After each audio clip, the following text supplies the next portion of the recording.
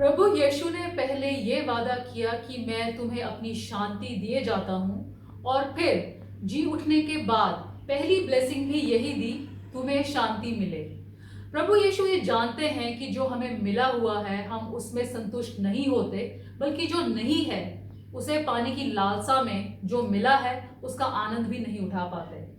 अपने जीवन में संतुष्टि पाना कितना महत्वपूर्ण है, आज हम इसके बारे में जानेंगे। शुरू करते हैं परमेश्वर के वचन से। परमेश्वर का वचन हमने निर्गमन की पुस्तक उसका 16वां अध्याय उसकी पहली आयत से लिया है। यहाँ इस प्रकार लिखा है, फिर अलोन से कूच करके इजरायलियों की सारी मंडली मिस्र देश से निकलने के बाद दूसरे महीने के 15वें दिन को सिय्योन नामक जंगल में जो एलीम और साइनाई पर्वत के बीच में है आ पहुंची। जंगल में इजरायलियों की सारी मंडली मूसा और हारून के विरुद्ध बकबक करने लगी। इजरायली उनसे कहने लगे, जब हम मिस्र देश में मांस की हांडियों के पास बैठकर मनमाना भोजन करते थे, तब यदि हम यहोवा के हाथ से मार डाले भी जाते तो उत्तम वही था।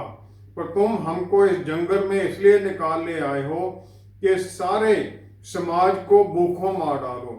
तब यहोवा ने मूसा से कहा, देखो मैं तुम लोगों के लिए आकाश से भोजन वस्तु बरसाऊंगा और ये लोग प्रतिदिन बाहर जाकर प्रतिदिन का भोजन इकट्ठा करेंगे। इससे मैं उनकी प्रतीक्षा करूंगा कि ये मेरी व्यवस्था पर चलेंगे कि नहीं, और ऐसा होगा कि 6वें दिन वह भोजन अन्य दिनों से दूना होगा।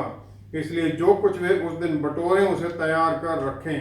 तब मूसा और हारून ने सारे इजरायलियों से कहा, सांझ को तुम जान लोगे कि जो तुमको मिस्र देश से निकाल ले आया है वह यहोवा है, और भोर को तुम्हें यहोवा का तेज देख पड़ेगा, क्योंकि तुम जो यहोवा पर बुड़बुड़ाते हो उसे वह सुनते हैं, और हम क्या हैं कि तुम हम पर बुड़बुड़ाते हो।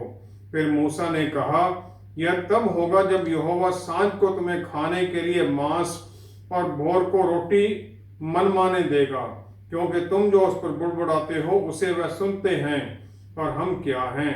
तुम्हारा बुड़बुड़ाना हम पर नहीं यहोवा ही पर होता है। परमेश्वर का वचन पढ़े और सुने जाने से आशीष हो। आमीन। जो हमें परमेश्वर में मिला हुआ है उसमें आनंद पाने का सही मतलब क्या है? उत्पत्ति के पहले अध्याय में 27 से 29वीं आयत तक परमेश्वर ने इंसान को बना दिया। उसके बाद में फिर उसे उन्होंने आशीष दी, फलो फूलो और मल्टीप्लाई, धरती को भर दो और उस पर छा जाओ, उस पर अधिकार जमा लो। धरती के ऊपर की जो समुद्र में जो मछलियां हैं, जो आकाश में पक्षी हैं, या धरती पर जो कुछ भी चलता है उस पर अपना अधिकार बनाओ। और फिर परमेश्वर ने कहा, देखो मैंने तुम्हारे लिए वो सब हब जो बीज देती है वो तुम्हारे लिए, जो धरती पर है वो तुम्हारे लिए दे दी है, और जो भी पेड़ जिसका फल है, जिसके फल में बीज है, वो तुम्हारे खाने के लिए है। उत्पत्ति 2 की 7 से 17 तक। फिर जो अदन बाग था उसमें बताया गया सब कुछ था जो इंसान को चाहिए था। एक नदी थी जो पानी दे रही थी, सोना था, प्रेशियस स्टोन थे, हीरे मोती, सब कुछ था वहां पर। हर तरह का आराम था और अधिकार था हर चीज के ऊपर कंट्रोल करने का। फिर 16वीं 17वीं आयत में जब ये सब कुछ हो गया तो परमेश्वर ने इंसान को एक फ्री विल दी, अपनी स्वेच्छा, कि वो पहले परमेश्वर को आगे करता है या अपने आप को आगे करता है। और एक ही उन्होंने बंधन डाला कि जितने यहां पर बाग में पेड़ हैं उनके तुम फल सब कुछ खा सकते हो, लेकिन एक पेड़ जो अच्छा भले और बुरे की ज्ञान का वृक्ष है उससे तुम मत खाना। और फिर उन्होंने उसका कारण भी बता दिया क्लियरली, जिस दिन तुम उसे खाओगे तुम उसी समय मर जाओगे। ये सब कुछ पाने के बाद में जो उसे जरूरत थी, वो सवाल वो आदम और ईव में आया कि परमेश्वर ऐसे कैसे कर सकते हैं कि हमें उन्होंने एक पेड़ तो दिया ही नहीं। अगर उन्होंने उसको हमें इनकार करना था तो उन्होंने वहां डाला ही क्यों वो पहले। और यही सवाल हम भी आज पूछते हैं। उत्पत्ति 4 अध्याय में 7वीं आयत में कायन एक अपनी भेंट लेके आता परमेश्वर के लिए, और फिर वो क्रोधित हो जाता है कि परमेश्वर ने हाबिल की भेंट को ज्यादा प्रेफरेंस दी। फिर परमेश्वर उसे कहते हैं, तुम्हारे द्वार पर पाप है और उसकी इच्छा तुम्हारे ऊपर है, लेकिन तुम्हें उसके ऊपर अधिकार जमाना है। होशे 6:6 में परमेश्वर कहते हैं, मैंने तुमसे कोई बेटे नहीं मांगी, और आज भी वो हमसे बेटे नहीं मांगते हैं। वो ये कहते हैं, मैं दया चाहता हूं, प्यार चाहता हूं, कुर्बानी नहीं। लेकिन हम परमेश्वर को अपने कामों से खुश करना चाहते हैं। एक हम रिश्वत देना चाहते हैं अपने कामों की या अपनी भेंटों की। हमारे जो अच्छे काम हैं वो परमेश्वर को जानने के बाद उनकी आशीष के कारण हैं, ना कि उनको खुश करने के लिए हैं। उत्पत्ति 19 में 15 से 17वीं आयत तक बार बार वार्निंग देने के बाद में स्वर्गदूतों की वार्निंग है, जिन्होंने सदोम और गमोरा को खत्म करने के लिए आए थे। वो लूत फिर भी वहीं फंसा रहा, जब तक कि स्वर्गदूतों ने उसका हाथ पकड़कर, उसकी पत्नी और दोनों बेटियों का हाथ पकड़कर उन्हें निकाल नहीं दिया, क्योंकि परमेश्वर दयालु हैं। और फिर वो उसे उस शहर से बाहर ले आए। फिर लूत को उन्होंने ये ताकीद की कि यहां से जल्दी निकलो, वापस मत देखना, कहीं तुम बर्बाद ना हो जाओ। हम वापस देखना चाहते हैं अपने जीवन में कि हमारे साथ क्या हुआ, परमेश्वर ने क्या किया, क्या नहीं किया, लेकिन हम आगे जो परमेश्वर की आशीष उसके बारे में सोचना भी नहीं चाहते। उत्पत्ति 19:26 में लोत की पत्नी ने पीछे देखा और फिर वो नमक का पिलर बन गई। परमेश्वर ने उसे नहीं बदला, वो खुद बन गई वो पिलर ऑफ सॉल्ट, क्योंकि उसने जो पीछे जीवन था उसके लिए उसकी ज्यादा मन में इच्छा थी, और वो उसने ये बता दिया कि मेरा जीवन बचाने लायक नहीं है। पहला शमूएल 18 से 24वीं अध्याय तक दाऊद एक टीनेजर है, अभी 20 साल का नहीं हुआ जब वो गोलियत को मार देता है। लोग उसकी प्रशंसा करते हैं, लेकिन सौल जो राजा है वो दाऊद से डरने लग जाता है और फिर वो दाऊद का दुश्मन बन जाता है। सौल को परमेश्वर ने इजराइल का पहला राजा चुना था, और दाऊद ने उस राजे को और इजरायली आर्मी को उससे हार से और ह्यूमिलिएशन से बचा लिया गोलियत को मारकर। लेकिन सौल इस जो आनंद का जो गिफ्ट था, जो ये जीत मिली थी, उसमें आनंदित नहीं हो सका। ना उसने परमेश्वर का धन्यवाद किया, ना उसकी ओबीडियंस में आया। लेकिन वो दाऊद की जो पॉपुलैरिटी थी, जो उसको लोग ज्यादा मानने लग गए थे, वो उससे नाखुश हो गया और फिर उसके पीछे उसको मारने के लिए लग गया। जो उसकी नफरत थी उसके साथ वो परमेश्वर की आशीषों और उनकी आज्ञाओं को भी भूल गया, और फाइनली परमेश्वर ने उसे रिजेक्ट कर दिया, हालांकि वो राजा बना रहा। दूसरा शमूएल 12वां अध्याय 7 से 9वीं आयत तक नादन नबी आते हैं राजा दाऊद के पास, जब उसने बादशीबा के साथ वो पाप कर दिया और ऊरिया को उसने मरवा डाला। तो वो बताते हैं परमेश्वर की बात। परमेश्वर कहते हैं, मैं जो इजराइल का परमेश्वर हूं, मैंने तुम्हें तुम्हारे स्वामी राजा सौल का घर और उसका सब परिवार, रानियां, सब कुछ तुम्हें दे दी तुम्हारे लिए। अगर तुम चाहते मैं तुम्हें और भी दे सकता था, लेकिन तुमने ये पाप कर दिया। अगर हम इस परिस्थिति में देखें तो परमेश्वर हमें हर चीज देना चाहते हैं, लेकिन हम फिर भी रिजेंटमेंट में बने रहते हैं। यहूदा इस्करियोती को प्रभु यीशु ने चुना था 12 डिसाइपल्स के साथ, और वो एक ही था जो गलील का नहीं था, और उसे जो चेले थे उनका जो पर्स था, जो पैसे थे, उसके दिए गए, क्योंकि उसे ट्रस्टेड माना गया। यूहन्ना 6:70 में प्रभु यीशु जानते थे कि उसके मन में चोर है, लेकिन फिर भी प्रभु यीशु ने वो बाद में जाकर उसके पैरों को धो दिया।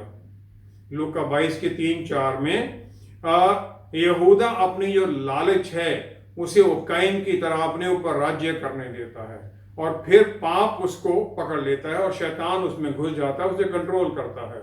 यहूदा इस्करियोती कभी प्रभु यीशु को पूरी तरह जान ही नहीं सका, ना उनके प्यार को जान सका, और इसलिए प्रभु यीशु को धोखा देने के बाद उसने आत्महत्या कर ली। रोमियो 8:3-4 आयत में लिखा है कि जो व्यवस्था की जो धार्मिकता है वो पुराने नियम की जो थी वो प्रभु यीशु में पूरी हो जाती है। इसके पहले परमेश्वर के सामने कोई आता ही नहीं था, वो डरते थे कि हम मर जाएंगे। यशायाह नबी की पुस्तक 6 अध्याय 3 से 5वीं आयत में यशायाह नबी परमेश्वर की महिमा की वो बादल को देखते हैं मंदिर में और फिर वो डर जाता है। लेकिन जब पवित्र आत्मा परमेश्वर दिए गए तो इंसान समझ सका परमेश्वर के प्यार को जो उनके पुत्र में दिखाया गया, और फिर वो परमेश्वर के सिंहासन की तरफ बढ़ सका।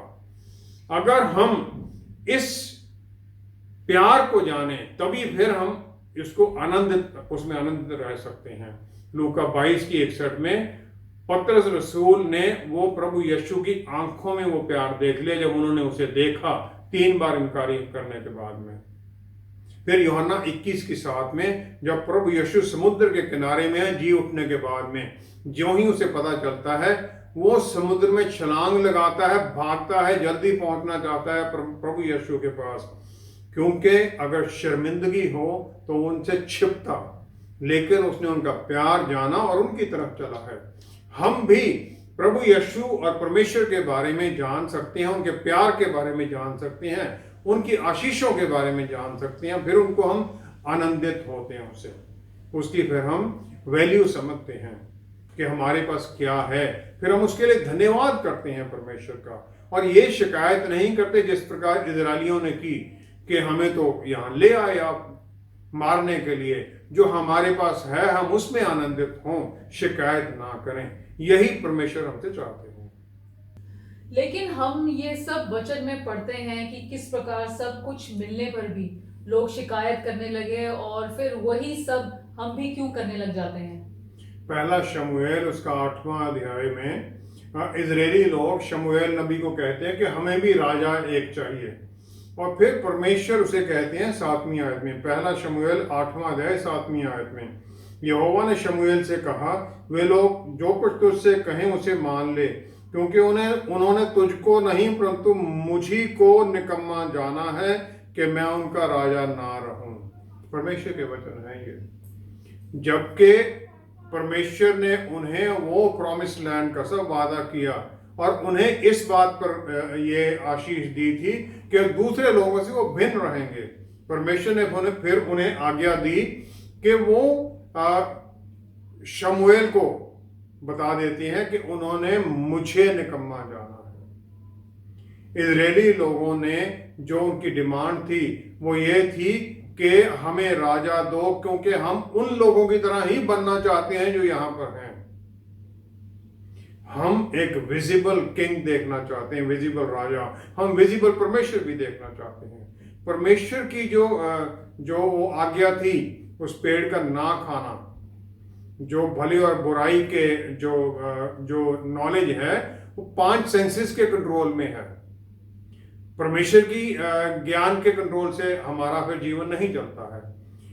सबोपदेशक 2 अध्याय अगर हम उसकी 3री आयत देखें तो सोलोमन राजा ये कहते हैं, मैंने मन में सोचा कि किस प्रकार से मेरी बुद्धि बनी रहे और मैं अपने प्राण को दाख मधु पीने से किस प्रकार बहलाऊं और कैसे मूर्खता को थामे रहूं, जब तक मालूम ना करूं कि वह अच्छा काम कौन सा है जिसे मनुष्य अपने जीवन भर करता रहे। मूर्खता को थामे रहूं। परमेश्वर को छोड़कर जो सबसे बुद्धिमान राजा है वो भी ये कर देता है। उत्पत्ति 4:7 में जैसे पहले हमने बात की थी, काइन को ये परमेश्वर वार्निंग देते हैं। जो पाप में जीना है वो 5 जो सेंसेस हैं उनके अधिकार में आकर जीना है, उनके कंट्रोल में आकर जीना है। पहला पत्रस 5वां अध्याय 8वीं-9वीं आयत में पत्रस रसूल इसी की हमें वार्निंग देते हैं कि शैतान एक भूखे शेर की तरह घूमता है, उसका सामना करो और विश्वास में बने रहो ताकि वो फिर चला जाएगा। इस प्रकार हम जो शारीरिक लालसाएं उन पर जय पाते हैं। जब जो हमारे पास है हम उसमें आनंदित रहें, उसके लिए भूख ना बढ़ाएं जो हमारे पास नहीं है। हालांकि प्रार्थना में परमेश्वर से कुछ और मांगना ये सही है। अनुग्रह हमें ये सिखाता है कि परमेश्वर ने शायद मेरे दुश्मनों को मेरे ऊपर अधिकार दे दिया गया है, पर क्या ये अधिकार मेरे प्राण पर भी हावी हो जाएगा। एक विश्वासी तब तक नहीं अधीनगी में आता है जब तक कि उसका प्राण अधीनगी में नहीं चला जाता है। अय्यूब शैतान के ऊपर और हर तरह की परेशानी पर इसी प्रकार जीत में बना रहा, क्योंकि जो उसको परेशान कर रहा था शैतान, वो अय्यूब से ज्यादा परेशान था। भजन संहिता 42 की अगर 5वीं आयत हम देखें तो उसमें राजा दाऊद कहते हैं, हे मेरे प्राण तू क्यों गिरा जाता है, तू अंदर ही अंदर क्यों व्याकुल है, परमेश्वर पर आशा लगाए रह। एक जो सही विश्वासी है वो परमेश्वर के पास अपनी शिकायत लेके जाता है, लेकिन परमेश्वर की शिकायत नहीं करता है, क्योंकि वो जानता है कि वो संसारिक जीवन के अंदर किसी भी चीज का हकदार नहीं है। याकूब का पहला अध्याय 13वीं आयत में लिखा गया है कि जब किसी की परीक्षा हो तो वह ये ना कहे कि मेरी परीक्षा परमेश्वर की ओर से होती है, क्योंकि ना तो बुरी बातों से परमेश्वर की परीक्षा हो सकती है और ना वह किसी की परीक्षा आप इस प्रकार करते हैं। शैतान का हमारे ऊपर कोई अधिकार नहीं है जब तक कि हम अपनी स्व इच्छा से उसकी अधीनगी में नहीं आते हैं, और फिर वो हमारी जो शारीरिक लालसाएं हैं वो हमारे जीवन में बढ़ाने लग जाता है। पहला शमूएल 16वां अध्याय 14वीं आयत में लिखा गया है, राजा सौल के ऊपर से परमेश्वर का आत्मा चला गया और परमेश्वर की इच्छा के अनुसार उसके ऊपर एक दुष्ट आत्मा आ गई और जो उसे परेशान करने लगी। ये इसलिए हुआ क्योंकि उसने अपनी जो जलन की आत्मा थी उसको उसने ऊपर बढ़ा निकाल लिया। लूका 22:3 में शैतान यहूदा इस्करियोती के ऊपर तभी अधिकार जमाता है जब वो अपने लालच वाले मन के अधीन हो जाता है। अफसियों 4 अध्याय 26-27वीं आयत में पौलुस रसूल कहते हैं कि परमेश्वर के कंट्रोल से निकलकर शैतान के हाथों में जाना बहुत खतरनाक बात है। और यही फिर वो कहते हैं कि ये इस प्रकार होता है जब हम क्रोध में बने रहें, और जो क्रोध है फिर ये शैतान के लिए रास्ता खोल देता है। फिर हम भी राजा दाऊद की तरह पहले अपने आप पर ब्लेम लें, ऐ मेरे प्राण तो क्यों दुख मनाता है, जो 42:5 अभी हमने पढ़ा था, और फिर हम अपने आप पर शर्मिंदा होएं, अपने आप को जज करें। हालांकि जो हमारा अपना प्यार अपने लिए प्यार है वो हमें इसे विपरीत सिखाता है। जब रोशनी होती है सबसे नजदीक के जो चीजें हैं उनके ऊपर पहले पड़ती है, फिर दूर की चीजों पर पड़ती है। इसी प्रकार जहां पर सच्ची रोशनी हो जाती है वो भी हमारे भीतर क्या है सबसे पहले वो ज़ाहिर करने लगती है, और फिर हमें सहायता मिलती है उसे ठीक करने के लिए। दूसरा शमूएल 6 अध्याय 14वीं से 16वीं आयत और फिर 22 से 23वीं आयत में, जब वाचा का संदूक यरूशलेम लाया जा रहा था तो दाऊद लिनन के वस्त्र पहन के, जो कि परमेश्वर के याजक या सर्वेंट के जो वस्त्र थे वो पहनकर चलता है, और फिर वो बगैर झिझक के वाचा के संदूक के सामने नाचता है। लेकिन उसकी पत्नी जो कि सौल की लड़की है उसे ये नहीं भाता है, और दाऊद उसको उत्तर देता है कि मैं अपने परमेश्वर के सामने संगीत बजाऊंगा और मैं उनके सामने अपने आप को और भी लज्जित करने के लिए तैयार हूं, क्योंकि मेरी उनके सामने क्या औकात है। और इस कारण से फिर मिकाल का उसकी मृत्यु तक कोई बच्चा नहीं होता है। दाऊद अपने आप को परमेश्वर के सामने झुका लेता है, ये जानते हुए कि परमेश्वर की अधीनगी में ही हर आशीष है, जबकि मिकाल ये नहीं समझती है। फिर सबोपदेशक का 12वां अध्याय उसकी हम 13वीं-14वीं आयत देखें तो सुलेमान राजा ने वो सब कुछ करने के बाद में आखिर में वो कहता है सब कुछ सुना गया, अंत की बात यह है कि परमेश्वर का भय मान और उसकी आज्ञाओं का पालन कर, क्योंकि मनुष्य का संपूर्ण कर्तव्य यही है, क्योंकि परमेश्वर सब कामों और सब गुप्त बातों का चाहे वे भली हो या बुरी न्याय करेगा। आखिर में उसने ये मान लिया। नहमिया 12वां अध्याय 26वीं आयत में नबी कहते हैं कि सुलेमान ने जो दूसरे कौमों की औरतें थी उनके साथ मिलकर परमेश्वर ने जो उसे दिया था उसकी कदर नहीं की। पौलुस रसूल कभी भी अपना जो 5 था उसे कभी भूले नहीं। पहला कुरिन्थियों 15वां अध्याय की 9वीं आयत में वो पहले कहते हैं अपने आप को जो अपोस्टल हैं, रसूलों में सबसे छोटा। थोड़ा और ज्ञान बढ़ता है तो अफसियों के 3रे अध्याय की 8वीं आयत में वो अपने आप को संतों में सबसे छोटा मानते हैं।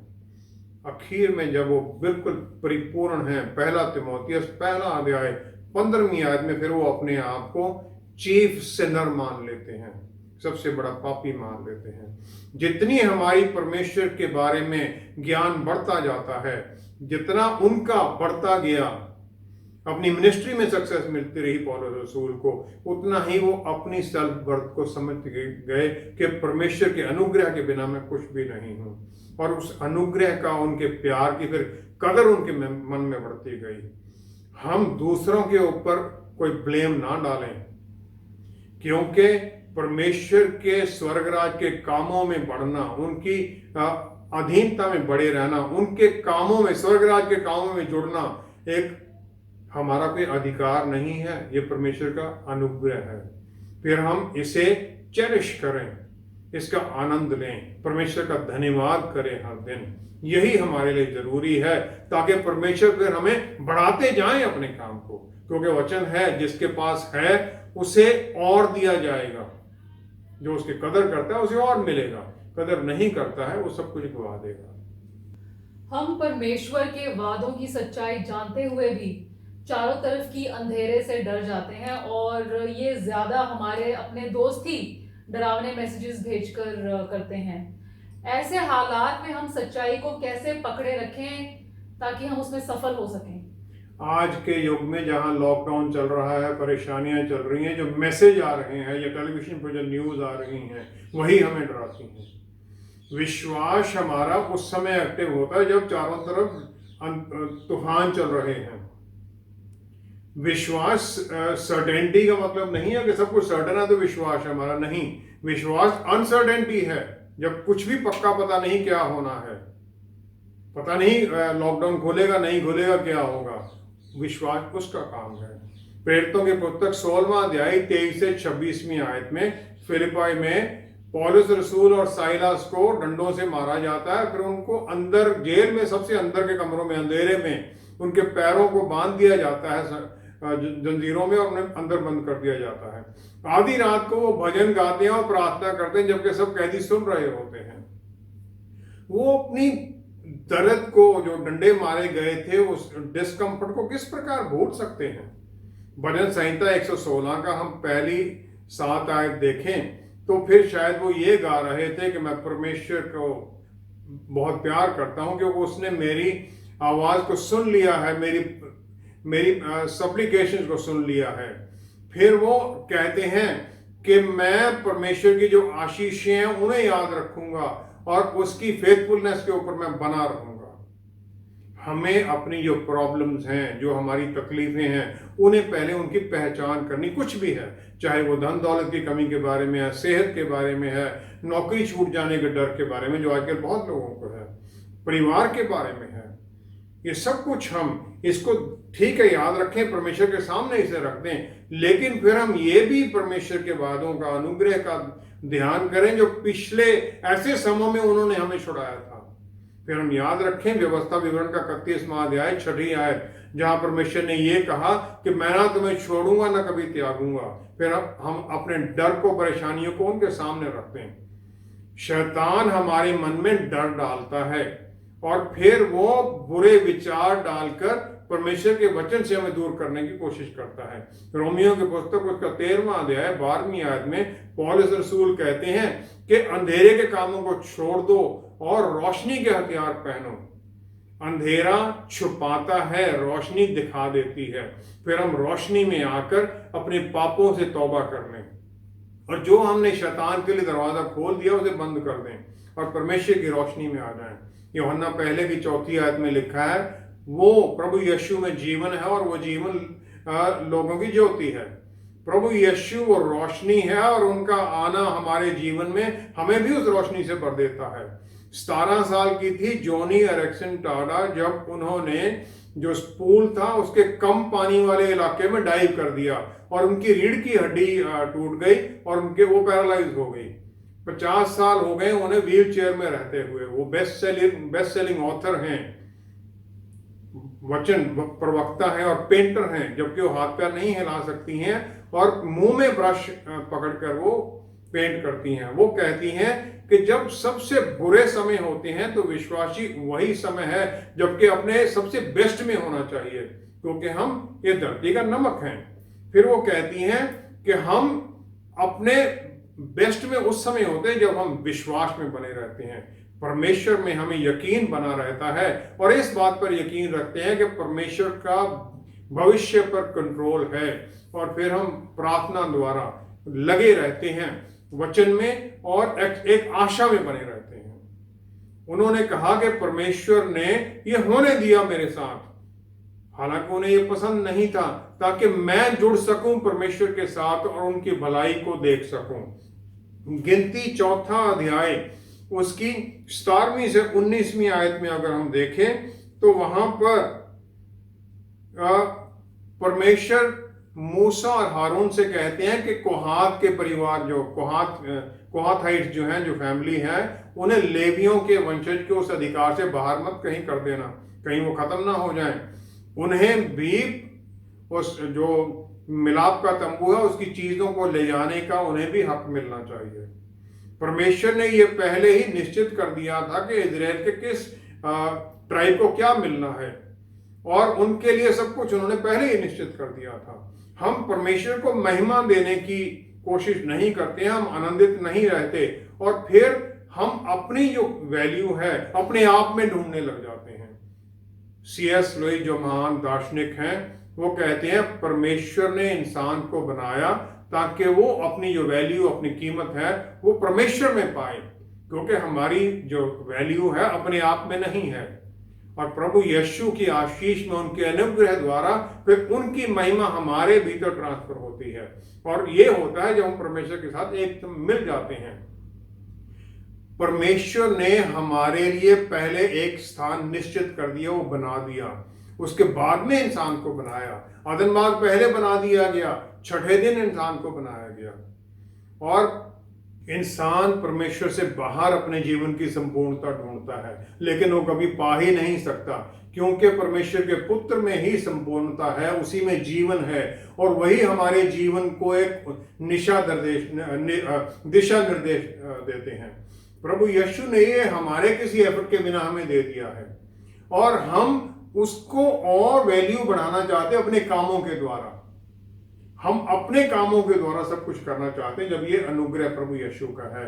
हम सिर्फ उसमें आनंदित रहें और उनकी इस आशीष में, उनके संपूर्ण किए गए काम में, उन्होंने कह दिया पूरा हुआ तो पूरा हो गया है, हम उसमें बने रहें और इस गिफ्ट का, इस अनुग्रह की आशीष का सही वैल्यू माने, और फिर इसमें हम आगे बढ़ें। आइए हम प्रार्थना करते हैं। पिता परमेश्वर, हम धन्यवाद करते हैं हमें नया जीवन देने के लिए प्रभु यीशु में, हमें पवित्र आत्मा परमेश्वर द्वारा एक दिशा दिखाने के लिए, एक रास्ता दिखाने के लिए, वचन समझाने के लिए, ताकि हम सही मायनों में आपकी आशीषों को समझ सकें और उनमें बने रहें, उनमें आनंदित रहें। हम अपने कामों में नहीं, प्रभु यीशु के कामों में आगे बढ़ें, उनके बल और शक्ति में आगे बढ़ें, आत्मा की अधीनता में बने रहें। पिता परमेश्वर, सब कुछ आपके प्यारे बेटे प्रभु यीशु के पवित्र नाम में मांगते हैं। आमीन, आमीन, आमीन। किसी भी अवस्था या हालत में खुश होने के लिए जब तक हमारा मन धन्यवाद के स्वभाव में नहीं आता, तब तक हम खुश हो ही नहीं सकते।